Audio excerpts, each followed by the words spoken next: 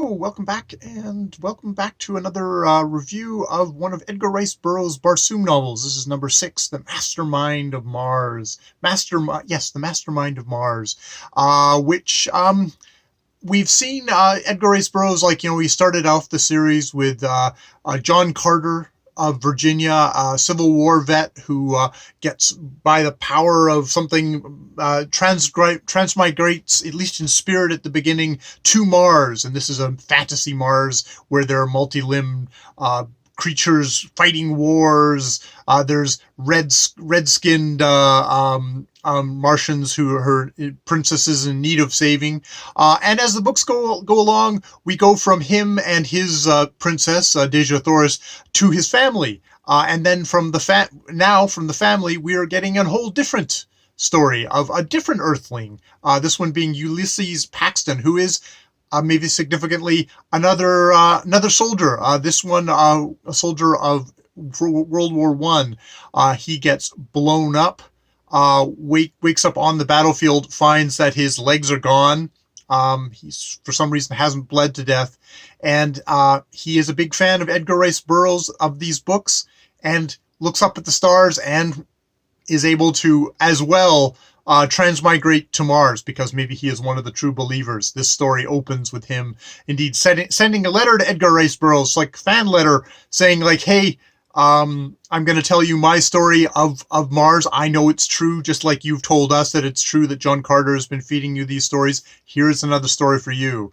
So we get Ulysses Paxton's story of his adventures on Mars. When he transmigrates to Mars, he finds himself in the kind of laboratory citadel of a Raz Savaz, who we find out through the story is a sort of a bizarre red Martian doctor, shown there on the cover as an aged man who has developed the technique of brain swapping, of taking brains, especially taking brains out of his older clients and putting them into sexy young bodies. And this, I mean, that when we say old clients, the oviparous red Martians can last for 1,000 years before maybe succumbing to old age, if that.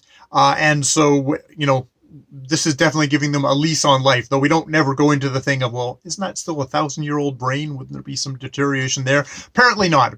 Maybe it's revivified by all that young spunkness. Now, he takes on Ulysses as a apprentice, because he sees him as like, you are the ultimate outsider. You're not from this planet. You have none of your own loyalties. You will be completely loyal to me because I need you for a purpose. And as an aged old dude, you might wonder, I wonder what his purpose might be. He also encounters an aged really kind of nasty woman as he first enters, and she's kind of brushed out of the way, and he watches as her brain is transferred into this gorgeous, beautiful young Martian woman whose body is just like absolutely gorgeous. These bodies that once the old brain gets put into the new and the new one goes into the old, he just shelves the old woman's body off to the side, and the very proud, haughty, it turns out, queen goddess, Queen Za, I'm gonna go with Za, marches out of the thing in her new gorgeous red Martian body, as shown on the cover there, displaying her legs. And he, over the course of this novel, he wakes up the old woman who now has that young woman's mind, and he falls in love with her mind. Is truly this. There's in a book of mind swapping and stuff like that. This is definitely a book where we're like, we're going to look beyond the hideous old misshapen thing, because she's got a beautiful mind, of course. And he feels the burning need of, like, I need to figure out a way to reunite this who is Valadia with her body again, so she can be happy. And I'm doing this completely selflessly, even though I've kind of fallen in love with her, but it's as a friend. I've done this. So he leaves her there in kind of this medically induced slumber, which can last for years and years, and the body wouldn't deteriorate, and goes off with a bunch of mind swap friends. One of which is an ape, where the ape has half of its brain is the ape brain, and half of the brain is the men's brain. Raz Thavas is sort of a Dr. Mengele type in a way, of all his weird, brutal experiments that he basically funds through. Doing these brain swaps for wealthy clients. Obviously, Dr. Mengele. This is a book published as a book in 1928. Wasn't around then, but just like he's super coldly rationalistic, he'll just sort of do whatever he needs to do for the thing. There's definitely that whole thing of being just a mind.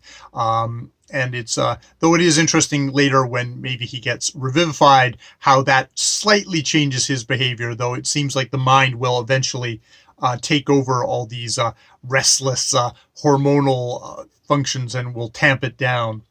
So that is the Mastermind of Mars. It is a kind of fun adventure. There is, yet again with Burroughs, there's kind of a critique of religion, especially kind of a very kind of fervent religion, where it's like, oh, well, we have to believe this or else it's complete heresy. These are the words of God, but they don't really make much sense, do they? It's like, oh, that would be the complete heresy to say. It's like Edgar Rice Burroughs has continued his kind of continual kind of critique of that, exposing it as kind of a con job in this stuff. It's interesting that we open with this book as, yes, well, Ulysses Paxton is such a true believer in Edgar Rice Burroughs stories that he transported himself to Mars to get to have his own John Carter adventure. So it's kind of interesting. It's interesting that way of Burroughs is saying, like, well, religion's a con job. This is also a cheerful, entertaining con job, though I'm not actually. All I'm asking you to do is buy the story, not perhaps buy my belief systems on top of that. So yeah, I think that's about all I have to say about this one. It was a fun novel. I think it was it was done in the first person, so it's a little bit more kind of direct and zippy as things go. One storyline, just kind of zipping along.